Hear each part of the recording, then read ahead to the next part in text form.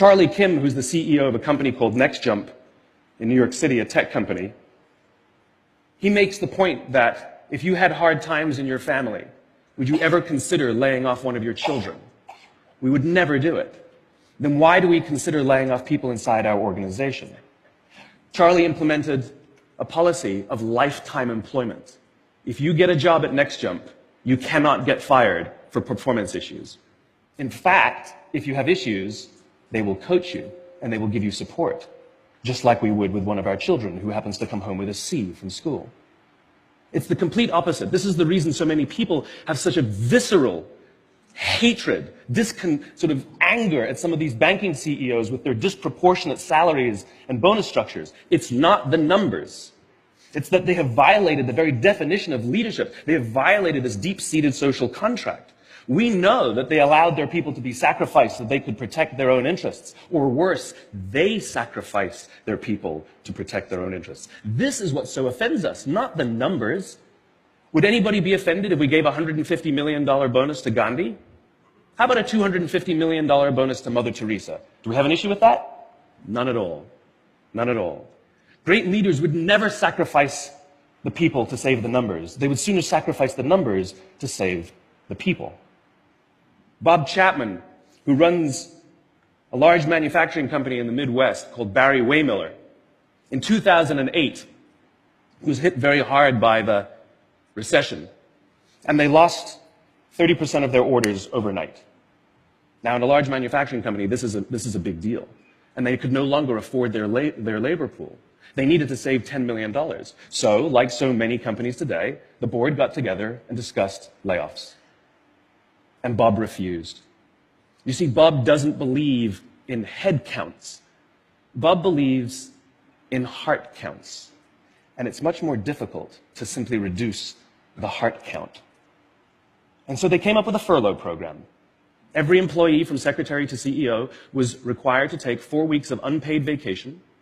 They could take it any time they wanted, and they did not have to take it consecutively. But it was how Bob announced the program that mattered so much.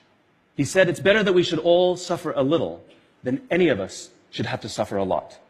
And morale went up. They saved $20 million. And most importantly, as would be expected, when the people feel safe and protected by the leadership in the organization, the natural reaction is to trust and cooperate. And quite spontaneously, nobody expected, people started trading with each other. Those who could afford it more would trade with those who could afford it less. People would take 5 weeks so that somebody else only had to take 3. Leadership is a choice. It is not a rank. I know many people at the senior-most levels of organizations who are absolutely not leaders. They are authorities, and we do what they say because they have authority over us, but we would not follow them. And I know many people who are at the bottoms of organizations who have no authority, and they are absolutely leaders. And this is because they have chosen to look after the person to the left of them, and they have chosen to look after the person to the right of them. This is what a leader is. I heard a story of some Marines who were out in theater, and as is the Marine custom, the officer ate last, and he let his men eat first. And when they were done, there was no food left for him. And when they went back out in the field, his men brought him some of their food so that he may eat. Because that's what happens. We call them leaders because they go first. We call them leaders because they take the risk before anybody else does. We call them leaders because they will choose to sacrifice so that their people may be safe and protected, and so their people may gain. And when we do, the natural response is that our people will sacrifice for us. They will give us their blood and sweat and tears to see that their leader's vision comes to life. And when we ask them, why would you do that? Why would you give your blood and sweat and tears for that person? They all say the same thing. Because they would have done it for me. And isn't that the organization we would all like to work in?